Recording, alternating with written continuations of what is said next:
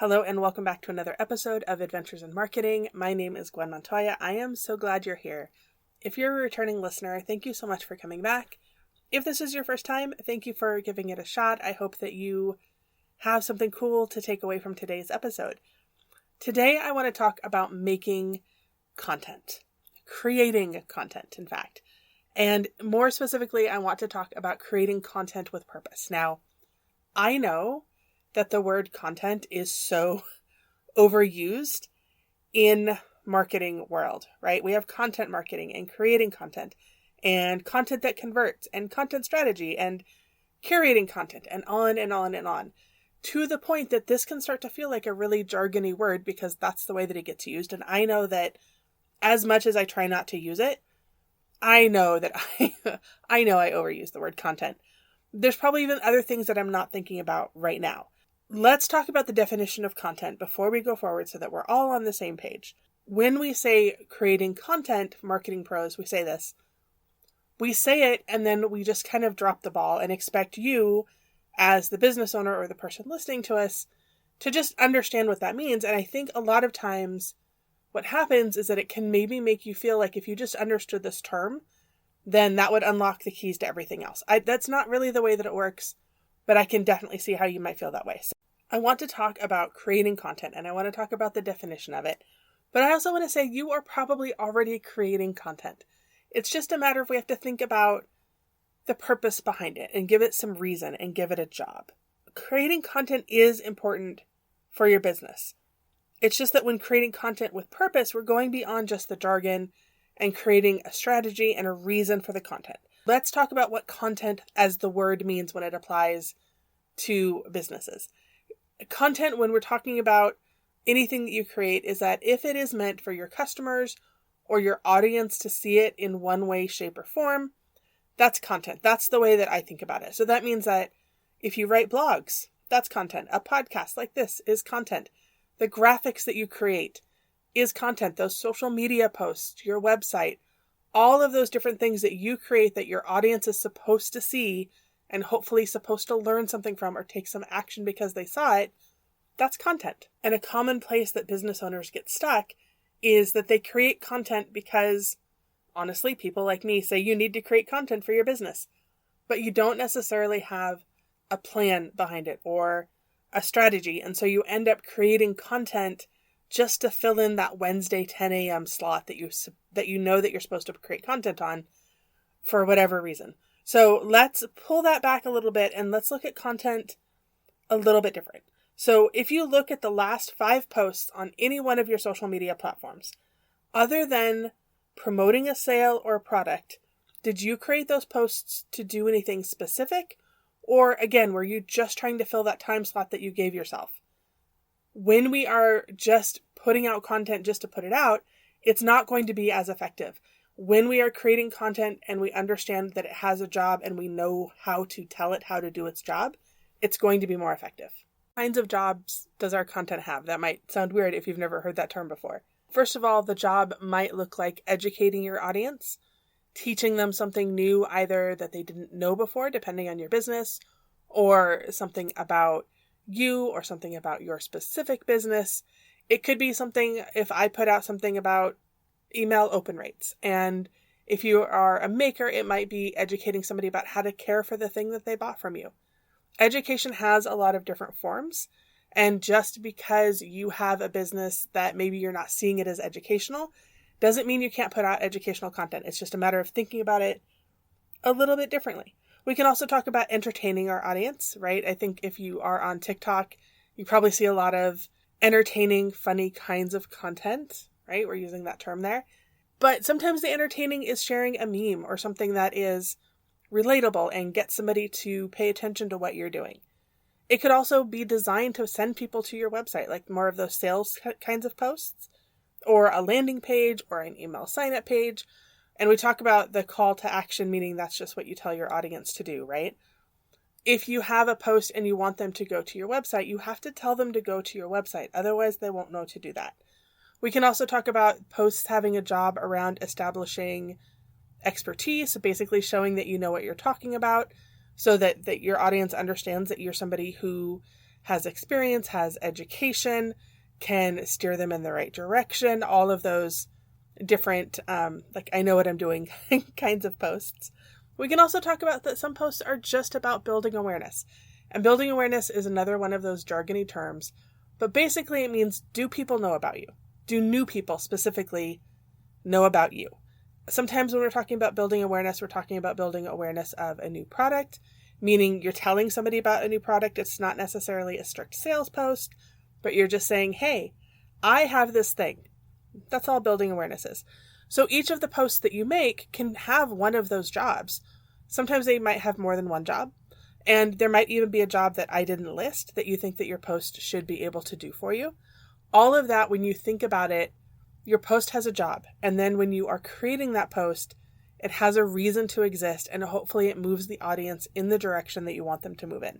And this isn't just about creating content for content's sake. That's not what I'm talking about. I'm not talking about just creating a mountain of content for no reason. But when we are a little bit more thoughtful with the content that we create, it helps to build the audience. It helps to build that community.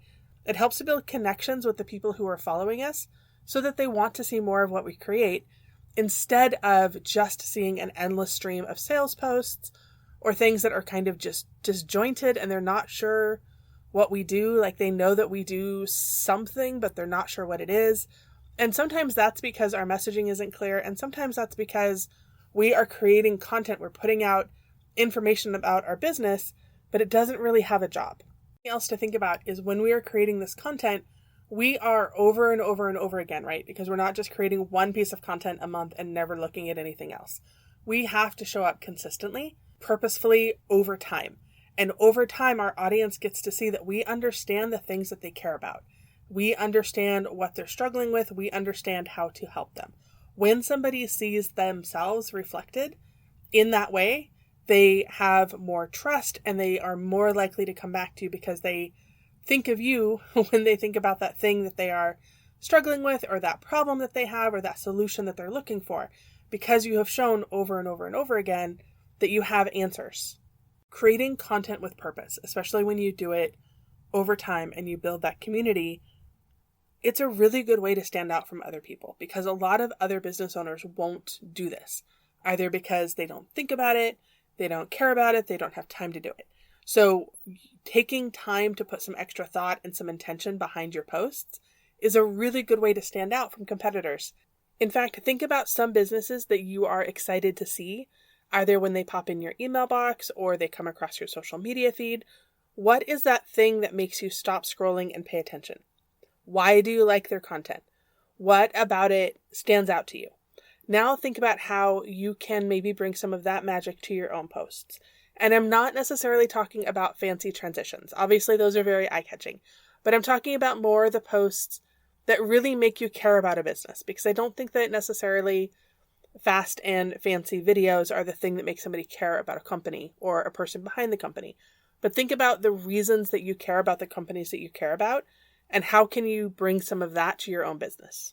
And when we're talking about creating content with purpose, obviously we have to start with your audience.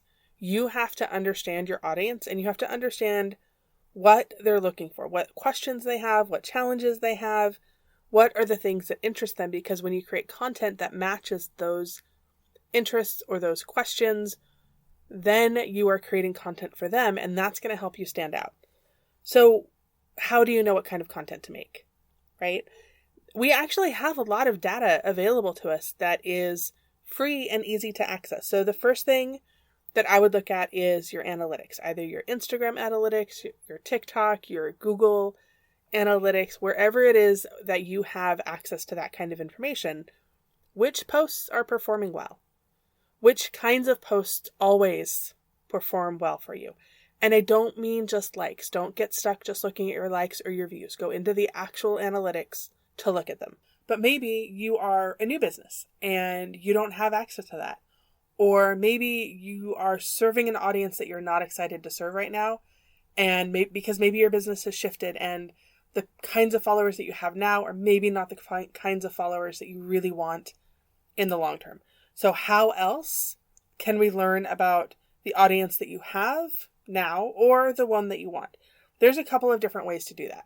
First, we are going to start with your gut. And I know that might sound weird, but you know your audience, right? You know who they are. So put yourself in their shoes. What kinds of questions do you think they would have? What kinds of concerns? What would they like to know? You can go look at your competitors as well. Like, what kinds of posts that are not sales posts are performing well for them? Why do you think that is? What can you learn from what they're doing? What seems to be resonating with their audience? Because their audience, if they're a competitor, is probably also your audience. Depending on your business, depending on what you sell, what you do, Facebook groups might be a good option for you. You can go and see, especially the ones where your audience is going to hang out, what kinds of questions come up over and over again?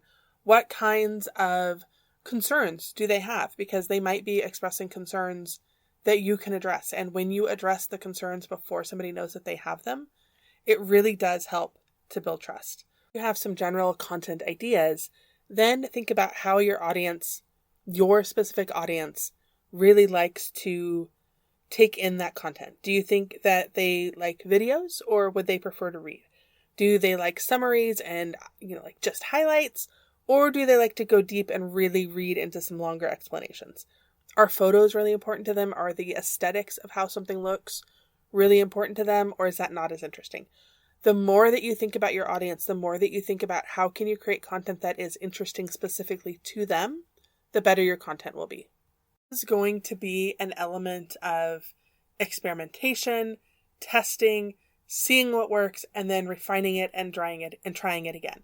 And that's why your analytics are so important, because when you start and you have a general idea of the posts that tend to do well, then you can create more of those posts and then see how those perform. And then if those don't perform as well, was it the graphic? Was it the video? Was it the caption? There's a lot of different things to consider, and the trial and error aspect is something that you'll always be tweaking, especially because algorithms change as well. And that will always have an impact on the kind of content that you create, or how far it goes, I guess. But if you're always creating content with your audience in mind, even if it doesn't perform well in the algorithm game, I guess, if it's landing with your audience, even if it's not getting 1 million views, even if it's not going viral, and we really need to move away from the idea that going viral is any kind of business plan. But if your content consistently resonates with your core audience, and those are the audience people that you want to serve, then your content is doing its job.